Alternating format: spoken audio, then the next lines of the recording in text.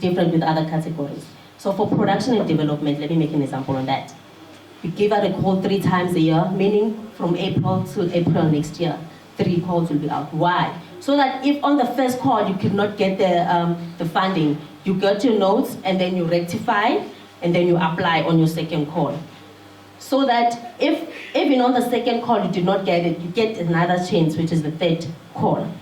Then by then, surely you know what's the story now with the project. Okay, so the call will be opened. Applications are done online, all of them. You apply online. They will open usually for a duration of a month or so, depending, but it's your duty to check the closing date of the call. So when you apply online, remember that's a system that we use. You don't email your things, you work on the system, you submit everything on the system. I'm the applications officer. All the applications start here with me. I check your compliance. So when the call opens, I give you enough time for you to call the NFVF office to ask any questions. If you're not sure about anything, I'm able to help you. If you can't upload, I'm able to help you up until we get this right before the closing date. Okay? So you apply online. After applying online, the call closes. When the call closes, the system shuts down. Everything that is on the system gets to go to another folder sort of. I cannot do anything. You also cannot do anything. Let's say you forgot to upload your ID. When the call closes, you don't have a chance to do that. You'll have to wait for the next cycle. So it's important for you to make sure that you do your application on time, so that if you're not sure, you call me or you send me an email, and then I check it for you. If everything is fine, then we continue. If things are wrong and you're only calling me the following day, there's nothing I can do about that. So the call closes. When the call closes, I check compliance on your application. Remember, you guys are applying on the system. The system cannot say this is a tax clearance, this is the ID. That's where I come in, I check, and then I see if everything is okay, then take your application through to the advisory panel. The advisory panel is a pool of people within the industry. It's not done by the NFVF, so we don't know anything. Even if you know me and then you tell me, my application is number so and so, please check for me. I will check compliance only. But as to what is happening, the content, who's looking at your application, I won't know, because there's a lot of people that gets to see your application. That's why it's a period of close to 3 to 4 months after applying before you get feedback, because there's a lot that gets to happen. After the advisory panel, then maybe let's say the panel says, from the 100, because we'll receive close to 500 applications, so you need to take your work seriously. You're competing with close to 500 people every call. So the advisory panel will decide that, okay, out of the 100, we're taking 50. The 50 that were from the 300 gets to be taken to the council meeting. It's our council members. Now they give a final say. Why are you giving this 50? And they will just randomly maybe pull one out of the 50. Why are you giving Zanele this money? The advisory panel needs to explain to the council why they're giving you the money. Right? After that, the outcome. This happens when the council meeting is done and final number has been agreed upon. We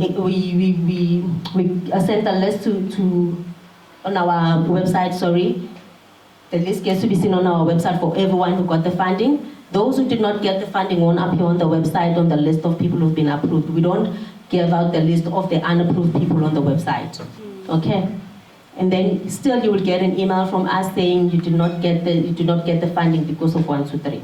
Next slide, sir. Can you go down? For those who did not get funding, is there a way for them maybe to query and say, I think I deserve funding, and maybe you sort of review their applications because they did not, complain. So what happens is, if you did not get funding, you get that generic letter that they will email you saying you did not get funding. Then it's your responsibility to reply to that email that said you did not get the funding, to say, why did I not get the funding? Then they must get the notes from your panel members, the panel notes from whoever that looked at your application to give reasons. If you're still not happy with the reasons from the panel, then you appeal. We call it an appeals process. Then your application gets taken back to the council. As to now you're saying, no. I still think my idea is a big idea. This story has never been told in South Africa and I'm the best thing ever.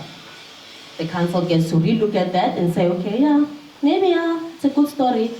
And then they can change the decision that was made before. If you're still not happy, take it to the minister. But you need to go through the steps. First appeal at the NFVF, people who disqualified you.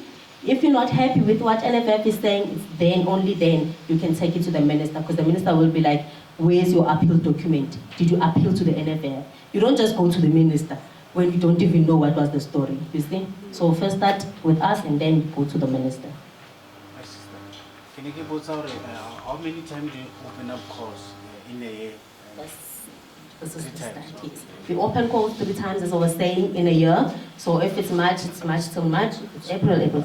But the dates are different. Guys, you need to always look at the NFF website because the dates are different. It depends on if we still have the funding, then that call will be open. If you do not have funding, that call won't be open. So you need to register or follow NFF in all media platforms to get such updates.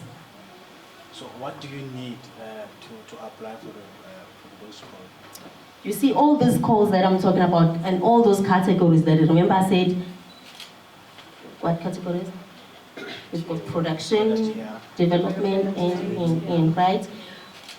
Get to be open on these days, for instance, right? So for the requirements, it's a lot because they are different. Like for fiction, it's not the same as for documentary. Yeah. So we can't list them, otherwise our project, our thing will be so long. But you get to view the full requirements on the actual application, which is found online. Next slide. So this is what I was telling you about. You go to the NFVF website, you click on that green icon, it's going to take you to another site. The site, we call it an online portal. That's where you'll see all your applications, and then you'll choose the one that you're looking for.